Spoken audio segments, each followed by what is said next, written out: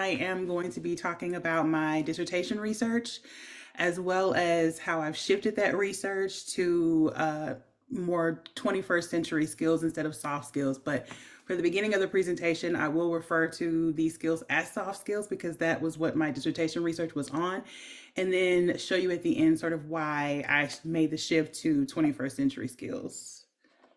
Okay. So I actually did the 3 chapter dissertation structure for my research. So that means I did 3 individual studies. And so for the first part of the presentation, I'm going to do a summary. This is not my all of the research because that would take a lot longer than 45 minutes, unfortunately.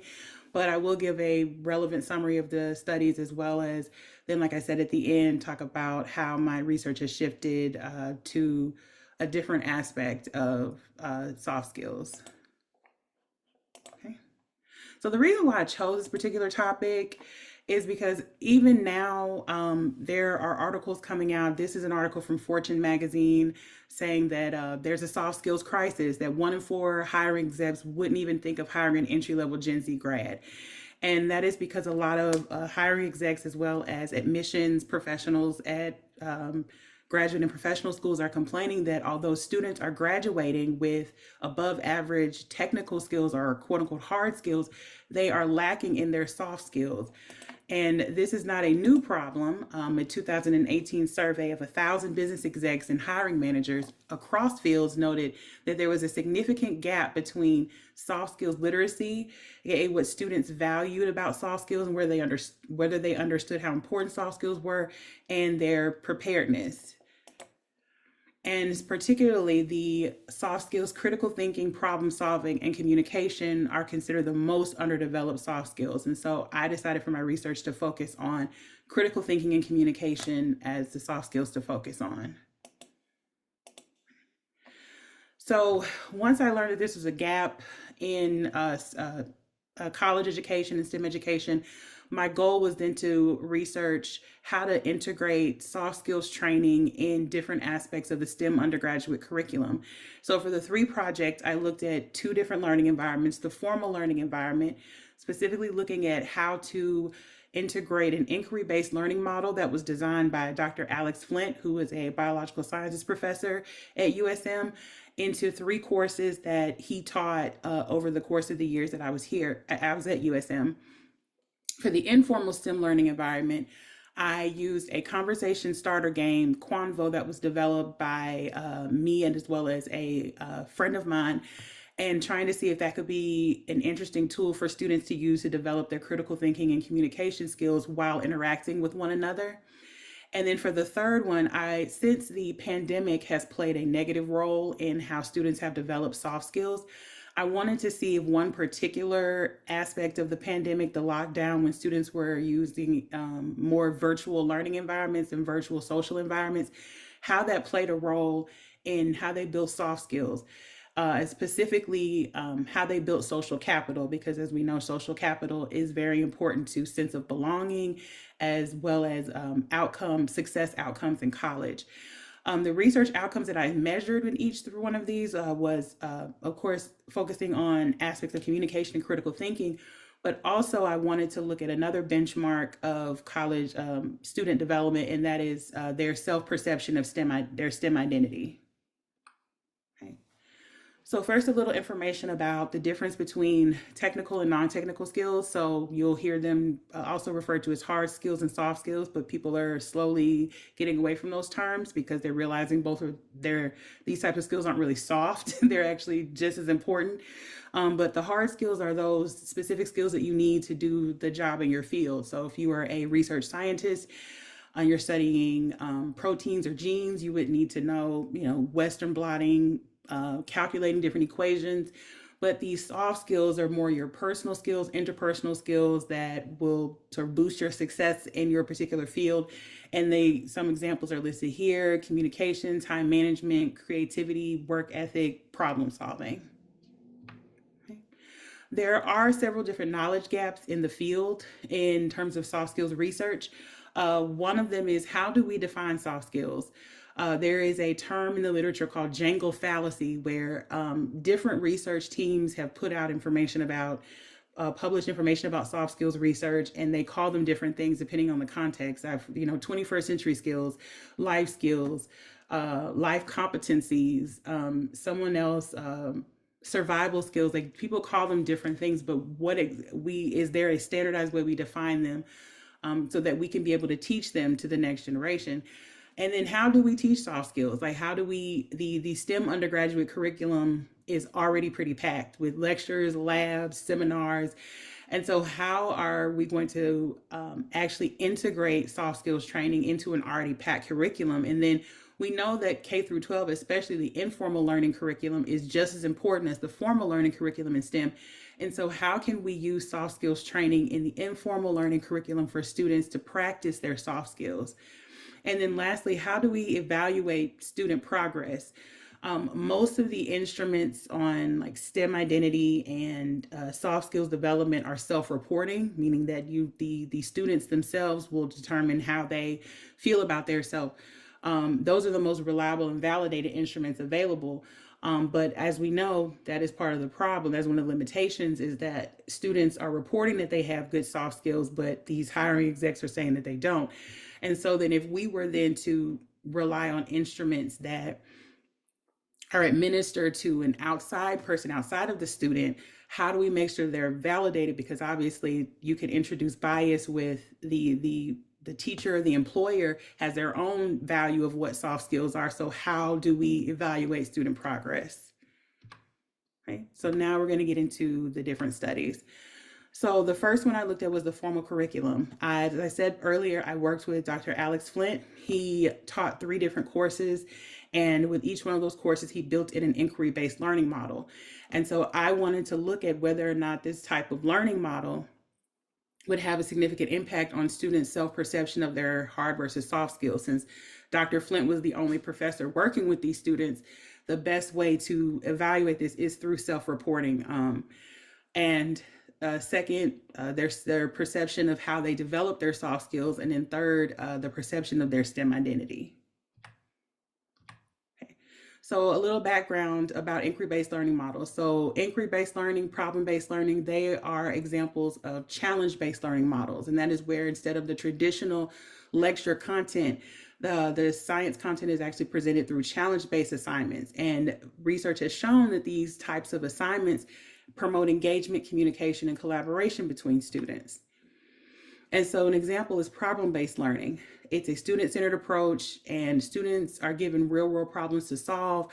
The instructor is merely just a facilitator. Students will research the problem and an attempt to solve research the problem and find solutions, and then teach each other the solutions, and therefore teaching the concepts.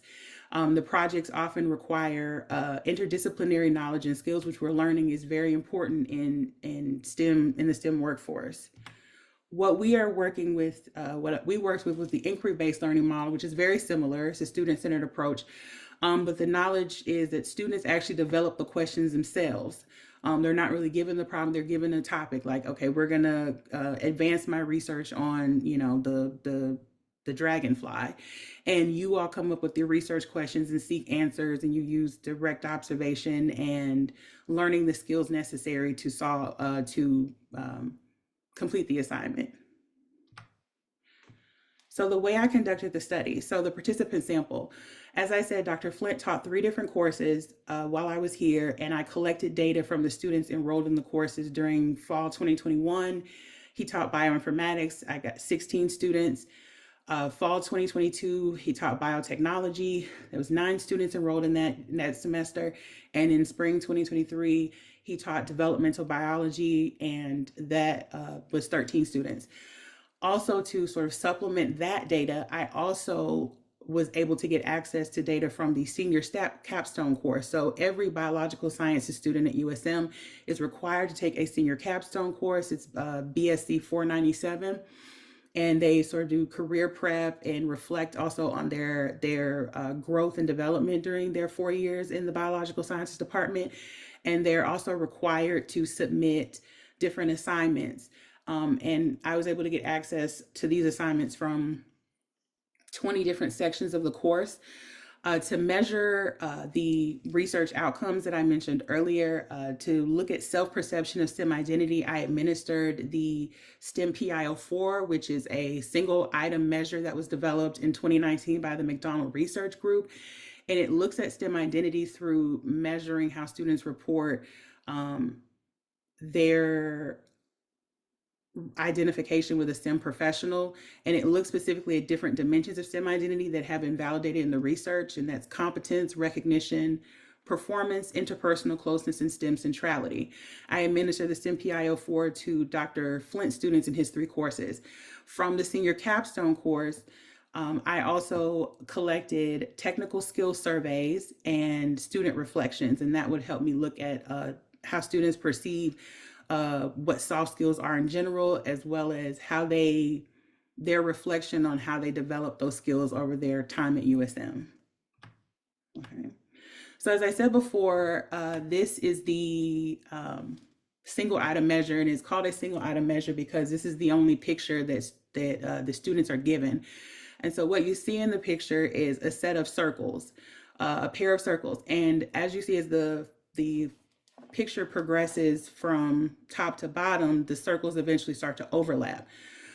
This circle is meant to represent the student. This circle is meant to represent the STEM professional. And the idea is the closer that the circles get, the more overlap, the degree of overlap of the circles indicates how closely a student identifies with that of a STEM professional.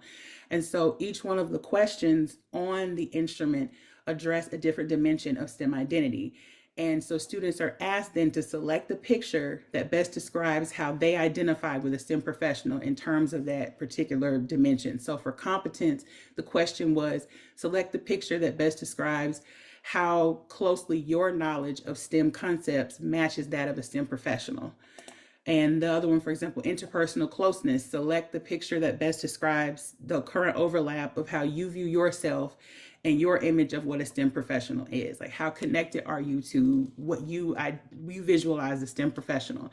And each one of these pairs of circles is assigned a different rank, like 1 through 7. And the ideal score is 7, meaning that you have a very strong STEM identity because you strongly identify with STEM professionals. And then from the senior capstone course, as I said, students were required to complete a technical skills survey where they listed out all of the courses that they took and also the skills that they learned. And they were specifically asked to identify, if possible, what hard versus soft skills they learned in each class. And then they also were required to submit a half a page to 1 page summary highlighting the technical skills they felt would be most valuable in the future. And so what I did was then I received all of these surveys and the reflections from 20 different sections. So that's a lot of surveys and a lot of courses. And so I had to find a way to sort of organize that data to actually answer my research questions. And so Dr. Flint's courses were 400 level courses. And so I decided to put them in an experiment group and try to see if there's a difference in the types of skills that were learned in Dr. Flint's 400 level courses versus other 400 level courses, since they're on the same, students will take them around the same time in their college career. And so there are a lot of different 400 level courses. And so I use an AI generator to randomly choose 3 400 level courses to serve as a control group. And so it chose entomology, human physiology, and animal behavior. And so then the next step was to determine what exactly will I be looking for? What types of skills will I be looking for in these surveys and these reflections? Well, since I'm looking at communication and critical thinking, I went through the research and discovered, Bloom's taxonomy is a really great tool for determining what skills students should be learning. It was developed back in 1956 by Benjamin Bloom. And as you see here, students are, these are sort of the skills students should be able to master by the time they learn a different concept or skill. And so what I did is I used these verbs as sort of a priori code. So these are the verbs that I would be looking at with trying to see if they're in these different surveys and reflections, and see if there's a difference in the number of times students mention that they use these verbs to complete their assignments in the control group versus the experiment group. And so, since that's a lot of surveys, I did it by hand. But to also sort of check my work, I also used a qualitative analysis software called MaxQDA. And so I was able to upload all of the surveys as well as the reflections. And there's a word search function in MaxQDA that allows you to put in all of these terms and then see how many times it is that is that word is mentioned. And so by hand, then I went through all the surveys where students took one of these courses, one or more of these courses, and then I used Excel to sort of create a tally of how many times I saw one of these verbs in the surveys and in the reflections. Okay. So this is just a summary of some of the results that I found. The first thing I noticed, it was a lot of students don't really understand the difference between hard and soft skills. As you saw in the assignment prompt, students were asked to distinguish between hard and soft skills, and some students just said that when they were asked like what soft skills, they just repeated the hard skills that they learned because they just consider skills are skills. It shouldn't be that big of a difference. Also, the surveys that mentioned Dr. Flint's courses use more robust and explicit language about the skills. They specifically use those terms that were found on Bloom's taxonomy.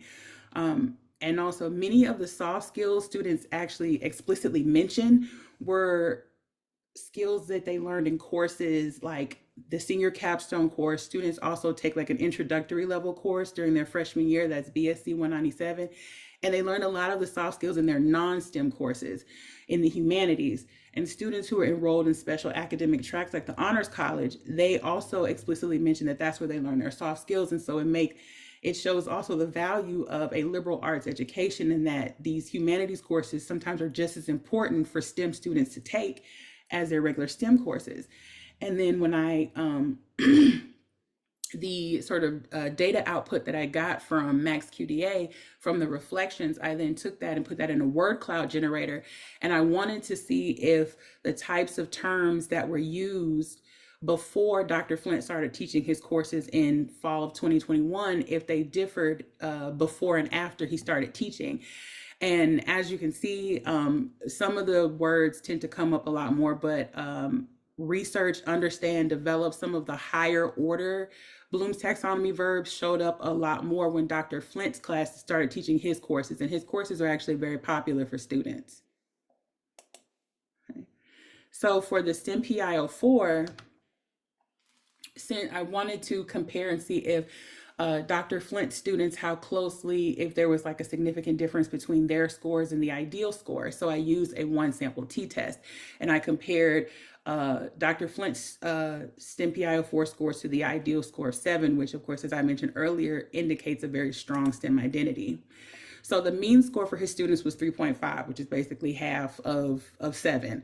And so there is a statistically significant difference between those scores and the ideal score of 7, meaning that his students kind of had like halfway, roughly like I guess you would say they have some sense of a STEM identity, but there still needs a lot more development. So you could consider that to be like a negative. This was also taken while students were still coming back from COVID. And so that also could be a factor in why students don't have as strong of a STEM identity. But also, I'm pretty sure no college student, well, maybe, I don't know, has a score of 7. None of the students reported, having a 7. So I wasn't expecting that, but I was expecting higher for the students.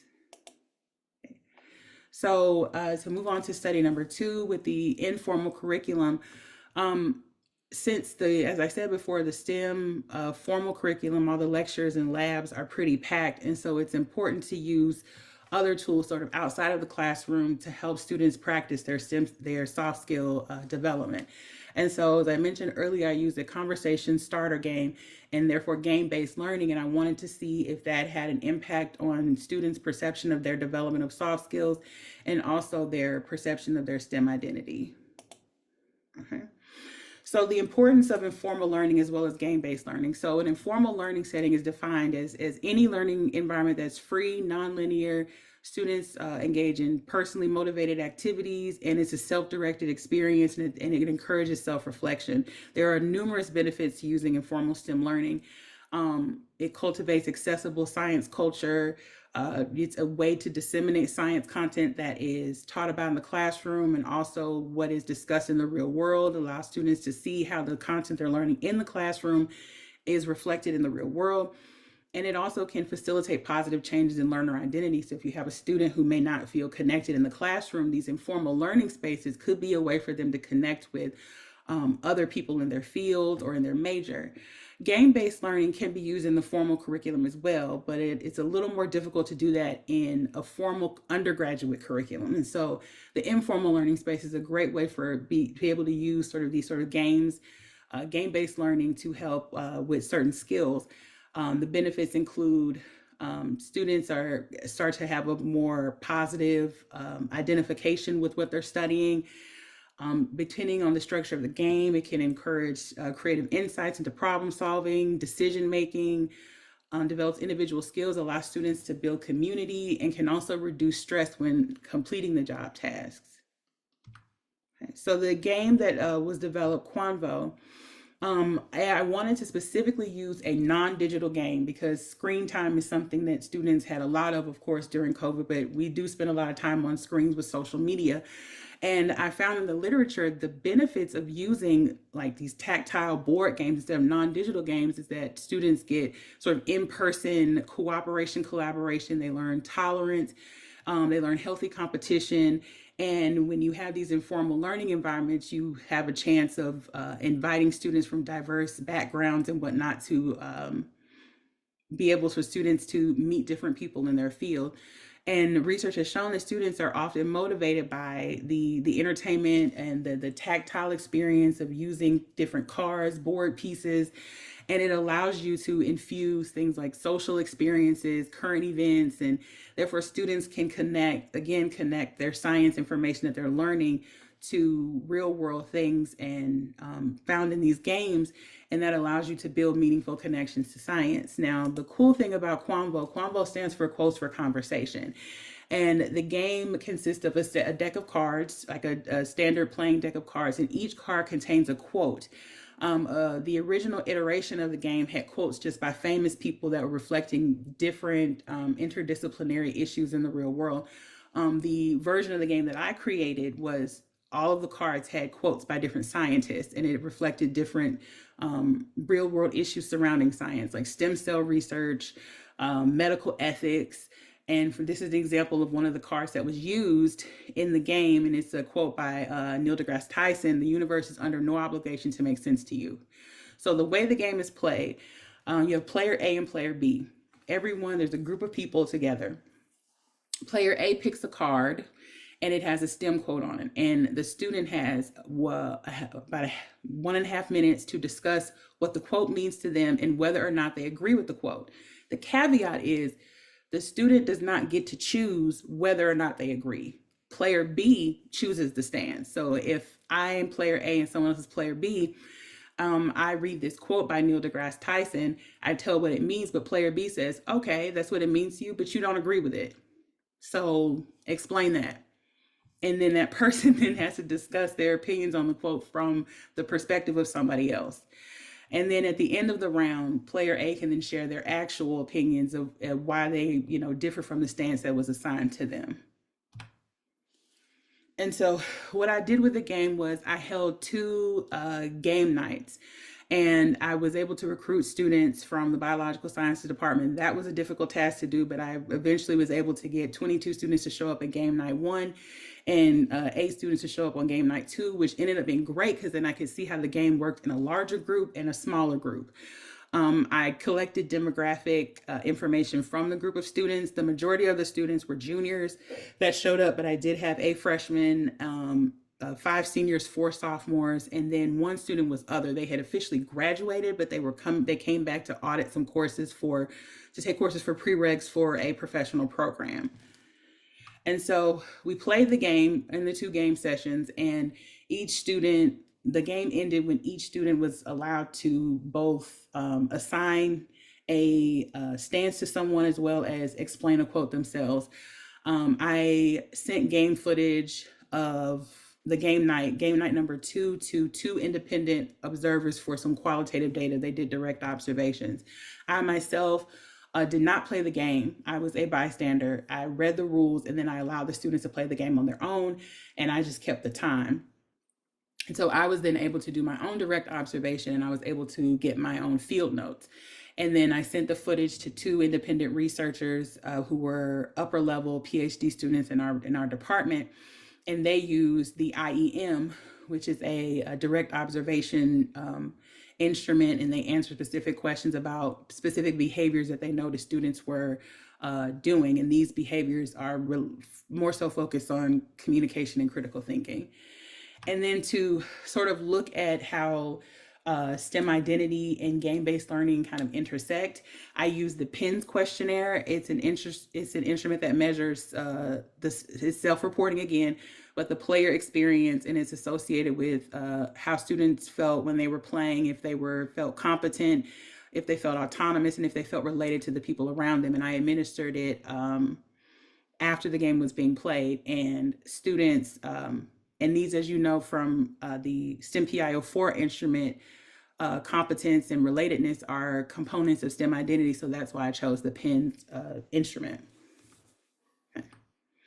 So with the PINS data, the PINS instrument score for each item was averaged to form the mean score for each subconstruct. So competence had a set of questions, autonomy had a set of questions, and relatedness had a set of questions. And I used Pearson's correlation using the SPSS software to measure if there was a correlation between the subconstructs. Okay. So I also did descriptive statistics as well, because I wanted to see the mean scores on each one of the subconstructs and also the standard deviation. And so the mean scores for, as you see, for competence and autonomy were both higher compared to relatedness. But the students also noted that with relatedness, I noticed that a lot of the students had actually never had a conversation with one another, even though they were taking the similar classes together. They were upperclassmen. Some of them had never talked to each other before. So this was an interesting when I was trying to think of why relatedness might be a little bit lower.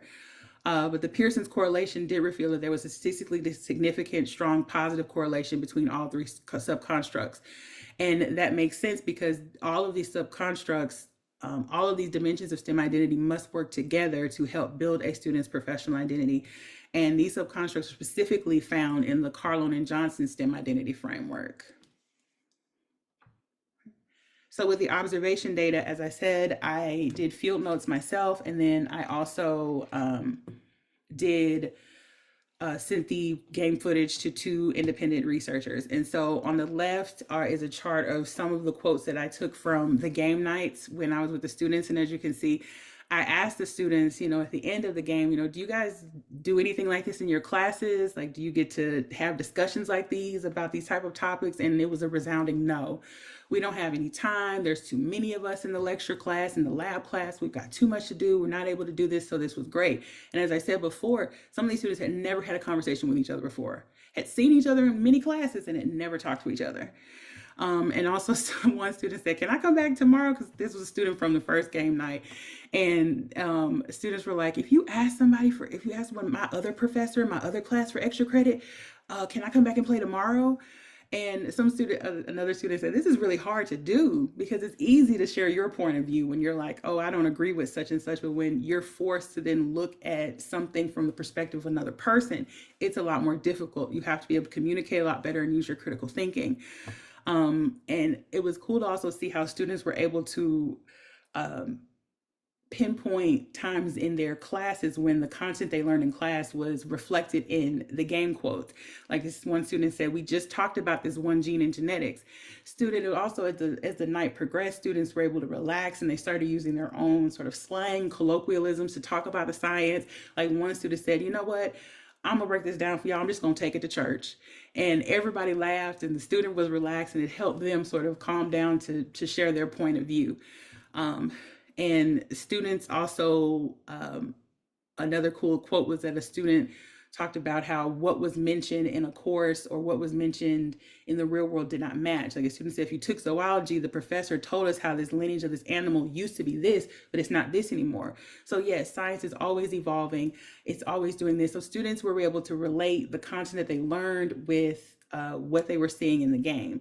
The two independent researchers, they also cited examples of where students engaged in, students show cognitive engagement and also their communication.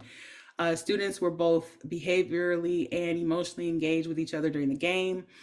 And like I said, with the field note, students were able to tie in content from their courses as well as from the media. Students mentioned and cited other articles they had read or YouTube videos they had watched or Instagram reels that they had seen about something. And they also said that this would be a great game to be used in some of their smaller, like maybe seminar classes, or an honors college student said this would be a great game for us to use in the honors college. So lastly, for study 3, I looked at social capital. And this came about because I noticed that because of the virtual learning and the Zoom courses, when students got back to their in-person courses, sometimes it was a little hard to get conversation going in classes with students because they're so used to just sitting behind their camera or coming to class and turning their camera off. And I wanted to see if that reliance on virtual environments and the increased use of social media during the pandemic had an effect on whether students were able to use their soft skills like communication to build social capital. And so the research outcomes I looked at, first I wanted to see how students viewed their engagement, their performance, and their outlook on the post-pandemic world. And I wanted to see if there's a link between social capital and students' self-perception of their STEM identity and the relationship, a potential relationship between social media use and social capital.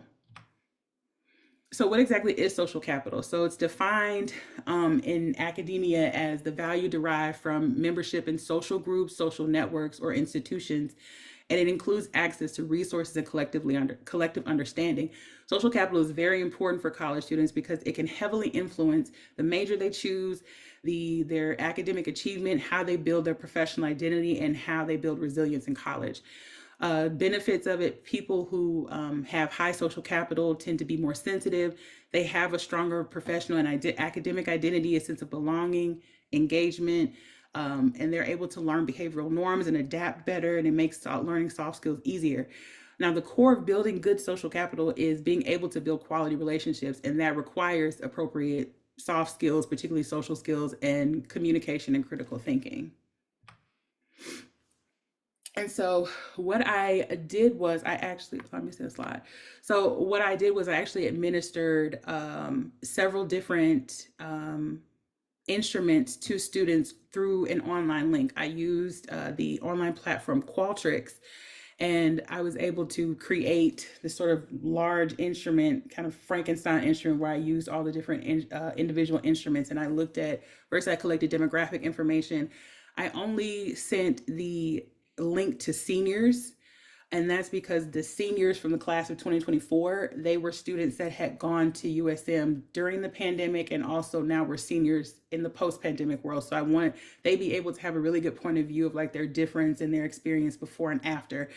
To look at student engagement, I use the SEIC, which has a set of different questions related to how students feel connected to different aspects of their college career. And this is one of the results of that. So it was 35 items, and it's on a Likert scale. And students rank it from like 1 to 5, or yeah, 1 to 7, 1 to 7 on a Likert scale. And as you can see, students' mean scores were really low on 33 out of 35 of the items. Scores, and I took all of the 35 items and averaged them into a composite score. So it showed, because the students' averages were so low, it showed that students really had a negative outlook on their college career and their college engagement, like social engagement, academic engagement, college experience, social position, and even their future plans. You see with future plans, the outlook was, the mean score was 1.7. And there were 97 students total that responded fully to all of the instruments that I administered. Now, what I found really interesting was that the highest mean scores were for questions related to reward and instant gratification. So students said, I'll learn, but only if the professor gives me a reward or if my family or guardian gives me a reward. So that gives sort of some insight into intrinsic and extrinsic motivation within students. I thought that was really, really interesting. So I wanted to look at social media use, social capital, and STEM identity. To look at STEM identity, I re-administered the STEM PIO4 to all of the students, but I only used the students that were that completed everything fully.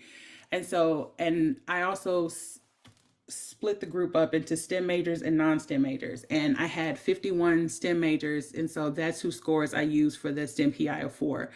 And I wanted again to compare if how their average score compared to the ideal score of 7. So I used the one sample t-test and to see if I also wanted to see if because I collected demographic data, if there was any sort of statistically significant difference in terms of race and gender, and whether a student was first generation and whether or not they lived on or off campus.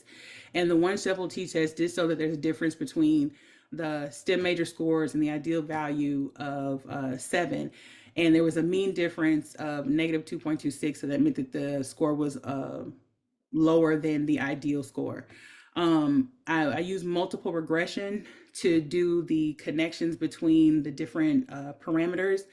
And the multiple regression analysis showed that there was no influence of any of those demographic factors on STEM identity, which I thought was really interesting because the literature can say that these things can affect STEM identity, but for the sample of students that I looked at, it was not much of a difference. Okay. Okay.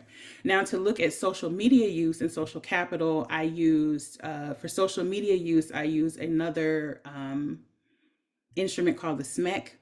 And I also wanted to look at whether or not being a STEM major or a non-STEM major had a difference in terms of screen time, social capital, and STEM identity.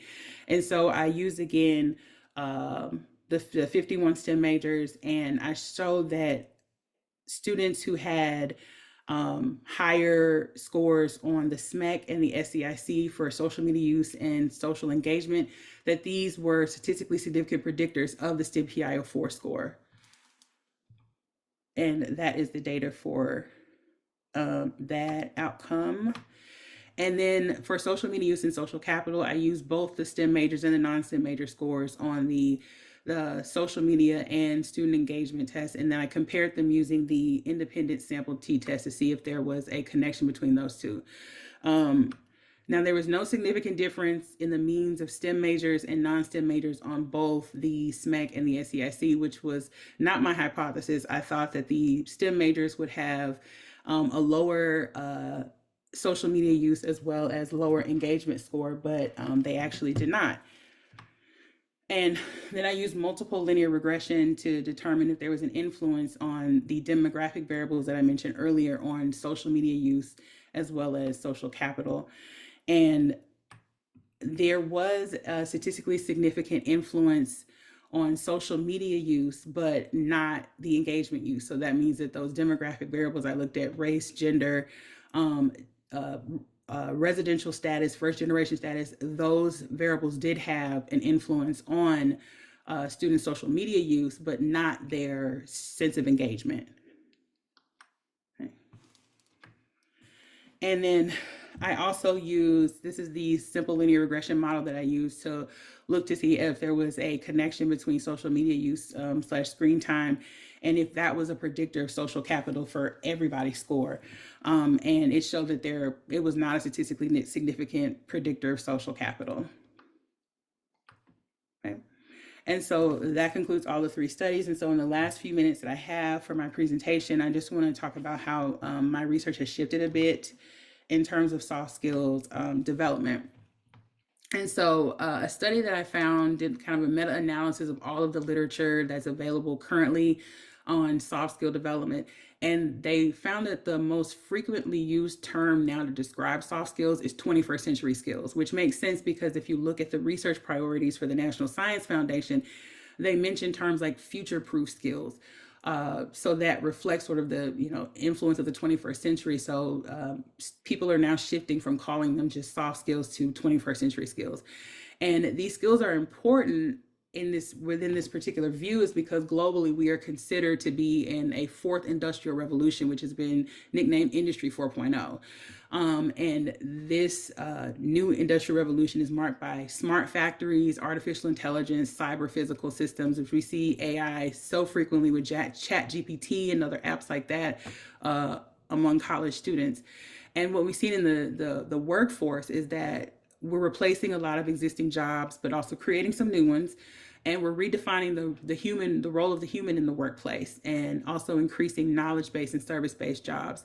And there are several different frameworks available across the world on how people view 21st century skills and which ones are important. And so now these 21st century skills are defined as sort of like the blend of knowledge, skills, and expertise that is significant in daily and professional life. This schematic is actually one of those frameworks. This is a US-based partnership. It's the P21 framework for 21st century learning.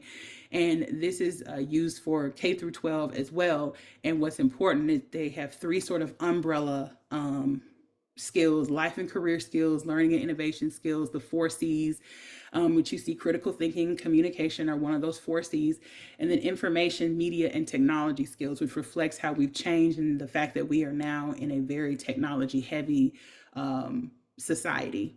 Another paper that I found was within the context of law school, though, but I thought was an interesting concept, and it's these power skills.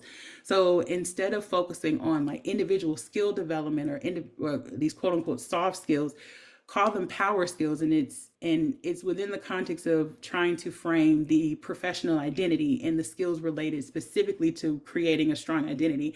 And within the power skills, they focus on cultural sensibility, empathy, and vulnerability. And so what I wanted to look at, because my dissertation research was mostly on undergraduate students, and now I want to look at a different population. I don't have a lot of experience working with K through 12 students, but I do know, in undergrad we do teacher prep programs. And so I wanted to look at how to teach 21st century skills to the next generation of scientists. And so now focusing on teaching teachers how to develop their own 21st century skills, and also how to teach students that. And this comes from the reform movement, where there's now a shift from traditional education to a learning environment that focuses on skills and abilities, not just content, particularly critical thinking, reflective thinking, problem solving, and reasoning. And so this requires teacher training programs to focus also on developing the 21st century skills in the pre-service teachers, and fostering a sense of confidence and competence on how to translate these skills that they've learned and developed into the classroom. And so this is a model from a 2021 paper of how suggesting how teacher prep programs can incorporate 21st century skill development in their programs. And these are all the different dimensions, and they involve working with teachers on their personal development, obviously when teaching pedagogy, incorporating the context of 21st century skills in pedagogical development, as well as their professional development. Now, since we are a technology heavy society, I also wanted to shift to looking at how we can effectively use technology when teaching 21st century skills for teachers, and then eventually, of course, students. And so the reason being is, even though you people may not like it or not, but modern students, the research shows, respond better to using technology in teaching and learning. For example, a lot of teachers now use interactive learning apps like Kahoot and Quizlet, and they help with sort of the transfer of knowledge for students, as well as providing a platform for social communication. But a lot of teachers still struggle with a lack of training or access to these type of technologies, as well as they complain, they don't have a lot of teacher prep time to have to learn a technology and utilize it. And also in some areas, of course, we still have issues with technology reliability. Okay, so some suggestions for working with pre-service teachers to incorporate technology with teaching 21st century skills is, one, to encourage a positive and flexible mindset when learning changing technologies. You want to foster a sense of confidence and competence within the pre-service teachers and current teachers. And this could be done with sort of changing some of the professional development courses or offering different incentives for the professional development. And also some different apps that teachers can use. Skype, WhatsApp, and Instagram, when used properly, can establish real life communication and self expression, especially with students across for different classrooms. Canva and Pinterest can also be used in assignments to enhance creativity. Also, using flipped learning strategies, using cloud-based platforms can help with learning time management as well as document management skills and data management skills. And again, game-based learning, you can use digital gaming apps to develop critical thinking and decision-making skills. Okay. Another area I thought was interesting, specifically within technology, was the use of social media. And it's just going to be even more increasingly important as time progresses. Social media is a unique technology in that it's because it's used by everyone, and no matter what your background is, education level is, and it's a way for people to be able to create content as well as distribute information. As it says in one of the papers, it connects the global to the local. And so it's important to have social media literacy. And that's one of the things I want to focus on with pre-service teachers is being able to focus on the competencies and skills needed to access, analyze, evaluate, and create messages through presented through social media. And there are different, the literature talks about different competencies that people need to have when interacting with social media, both cognitive, technical, and social emotional. And I've listed some of those here, needing critical thinking, understanding, synthesis. So there's some, again, some of those Bloom taxonomy verbs that I mentioned earlier in my presentation. And then socio-emotional, practicing learning interpersonal communication, participation, and emotional intelligence. Again, those 21st century or soft skills that we talked about that are needed. Social media literacy could be a really good vehicle for learning how to develop these 21st century skills, as well as with pre-service teachers, and that conventionally can translate to K through 12 classrooms and college classrooms as well. So I think that's it. And with that being said, I'm a little over time, but we still have time for questions. So if anyone has questions, thank you for listening to my presentation. Thank you, Dr. King, for your engaging presentation. Yeah, like you said, we have about 10 minutes. So just I want to go with my question. So it is more about defining the soft skills in the context of STEM education. So I'm wondering if you base your definition on the existing literature, or did it emerge from students' responses and experiences, or what is emerged from your own study in addition to what you know about them? And my second set of question is about what soft skills do STEM employers prioritize when hiring graduates, or do you see a gap between what academia teaches versus what is expected in the industry? I missed the first half of the question. I'm sorry. Could you repeat that? I was trying to figure out how to to stop sharing. I'm Sure. sorry. That's fine. So the first part of the question is more like defining the soft skills. I'm wondering if you base your definition in the existing literature only, or, I'm wondering what is emerged particularly from your study when you were defining soft skills. Because I heard you mention STEM identity, students' perceptions, autonomy, or critical thinking. How do you come up with those concepts, defining that? Yeah, so I definitely used the literature in STEM education, not just on the undergraduate level, but I also looked at STEM education research in K through 12 classrooms. I also looked at just soft skill development, period, across other fields outside of STEM.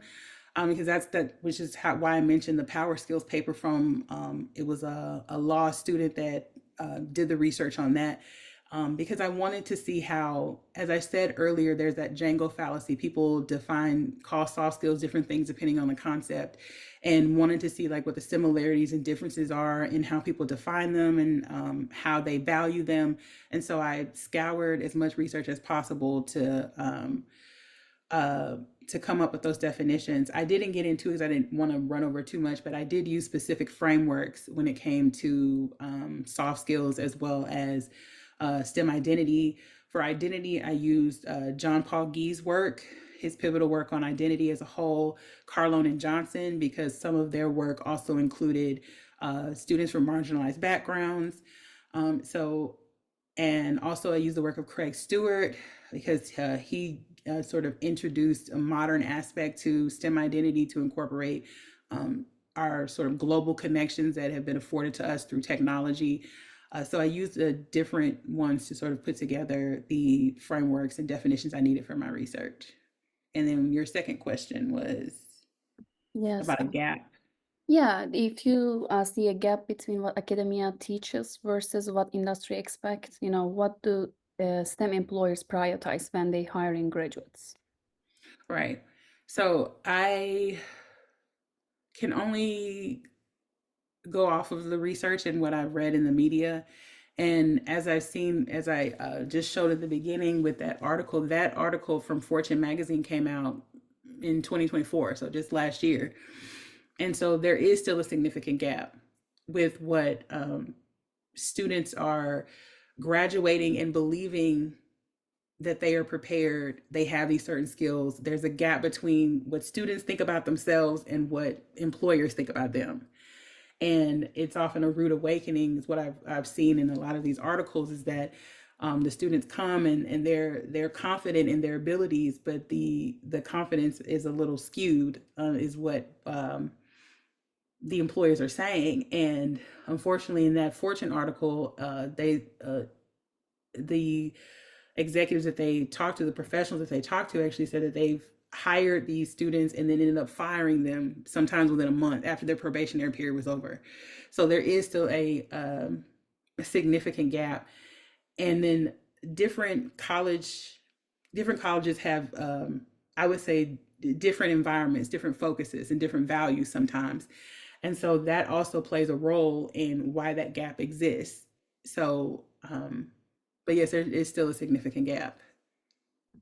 Thanks for sharing your insights on that. We can have any other question if you have from the audience. We have about 6 minutes.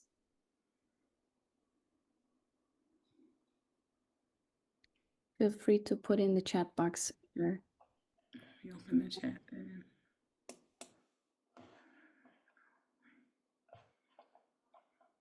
Samantha, you can go ahead and ask your question. Hey, I wanted to ask if you saw any of like the coping strategies for like mental health or like recognizing stressors or limits, if you see those as 21st century skills or if they come up in your research. Oh, definitely. So a huge problem that mentioned in the articles was resilience and adaptability. And even though on the surface value you can say resilience is just students being able to cope, but a lot of mental health has to do with that. And I also wasn't able to get into it, but in my dissertation I mentioned imposter syndrome and how that is still a huge issue, especially with social media, because since students have access to their classmates' lives outside of the classroom on a more and in a faster way, or they have connections with different college students from all over the world, and they see the lives that they live in their field and their major and their performance, and that helps plant the seeds for imposter syndrome. And so it's still an even bigger problem nowadays. And so I do actually think that having strategies for coping and building resilience, building adaptability is very important, being because that helps you manage your time, helps you manage your ability to communicate, to collaborate with other people, to seek help, help, to accept criticism. So though teaching those strategies is very important, and that was actually an issue that I saw in some of the articles for my dissertation, is that colleges, especially during the pandemic, were strapped when it came to mental health help. A lot of the funding budgets are cut. There's not enough professionals. I think I actually mentioned in my defense that at the time of my defense, there was a 6-month wait for a practitioner on USM's campus. And so they try to supplement that with things like success coaches and the student academic center, the student accessibilities office. So there are things that colleges are trying to do, but I think, as you said, incorporating that into soft skills training and having that be integrated throughout all aspects of a student's college career and their academics would make a difference in helping them build those skills, specifically like adaptability and resilience. Thank you. We have a question in the chat box from Mary. She asked, do you have any suggestions for teachers to adjust student overconfidence and tone down them thinking more highly of themselves without breaking their Ooh. spirit? Ooh, that's a good question. That's a tough question. um, I let me see how to answer that because I am not a K through 12 teacher, and so I would really hate to speak on a field that I have very little experience in. However, I will say my mom was a teacher, and also when she retired, came back as a teacher mentor. And one of the things that I've noticed in comments that she said is it depends on the tone you set in the classroom from the very beginning as a teacher, and the communication that you have with your students and the expectations that you have from them from the very beginning. She noticed with as a teacher mentor that the newer teachers would come in and especially if they're fresh out of college, and she saw this especially with like the higher up students. She taught elementary school, like the fifth grade students, that they would come in and try to be friends with the students, mention TikTok references, Instagram references.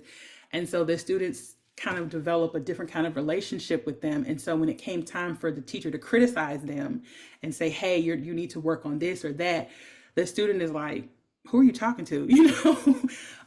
And also because of social media, students can then report back to a large audience of this is what my teacher said to me in class today, this is what my teacher did in class to me, and that introduces a whole other thing. So I think the best way to do that is from the beginning establish a professional relationship with your students, and also with communicating your clear explicit expectations, also consequences from the very beginning.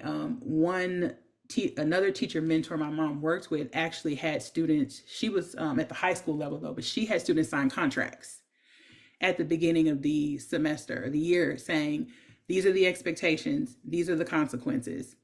Take them home to your parent, show them to them, so that, and have them sign it as well. So we all are on the same page with the skills that I expect you to develop and what could happen if you don't develop those. And then another thing in terms of like content, creating assignments that reflect have real world application can also foster a sense of purpose with these students.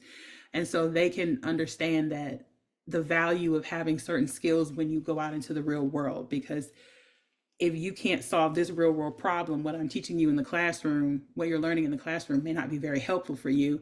So you may think that, hey, I've mastered this concept in this classroom, I'm ready to go. But if I give you an assignment that has a real world application and you can't, that gives you feedback right there. Like, hey, there's a gap in what you think you've mastered and what you've actually mastered.